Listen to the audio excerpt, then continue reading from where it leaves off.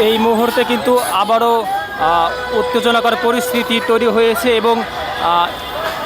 Dhaka college শিক্ষার্থী এবং city কলেজের শিক্ষার্থীদের মধ্যে কিন্তু আবারও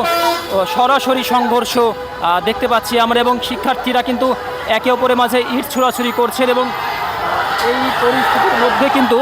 আবারও সিটি কলেজের শিক্ষার্থীরা ধাওয়া দিয়ে এগিয়ে যাওয়ার চেষ্টা করছেন ঢাকা কলেজের শিক্ষার্থীদেরকে লক্ষ্য করে, এবং ঢাকা কলেজের শিক্ষার্থীরা কিন্তু একটু আগে সিটি কলেজ পর্যন্ত এগিয়ে এসেছিল এবং পুলিশ কিন্তু আবারও পরিস্থিতি নিয়ন্ত্রণের চেষ্টা করছেন এবং পুলিশ কিন্তু বারবারই চেষ্টা করছেন যাতে করে সিটি কলেজের শিক্ষার্থীরা এই এরিয়া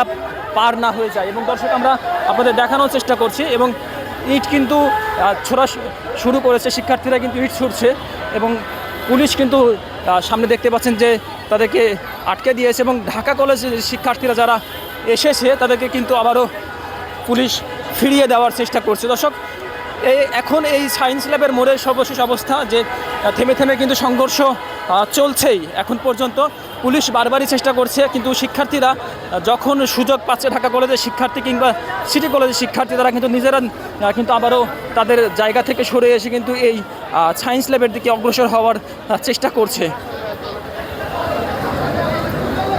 এবং সিটি কলেজের শিক্ষার্থীরা জানিয়েছে তাদের 20 জনেরও বেশি শিক্ষার্থীরা আহত হয়েছে এবং আমরা সর্বশেষ জানতে পেরেছি যে এই ঘটনা কিন্তু তাদের পূর্বশত্রুতার যে জের, সেটির থেকেও কিন্তু তারা এই ঘটনার সূত্রপাত, এবং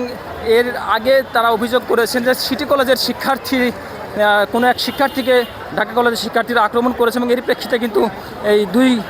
কলেজের শিক্ষার্থীর মধ্যে কিন্তু উত্তেজনাকর পরিস্থিতি তৈরি হয়েছে।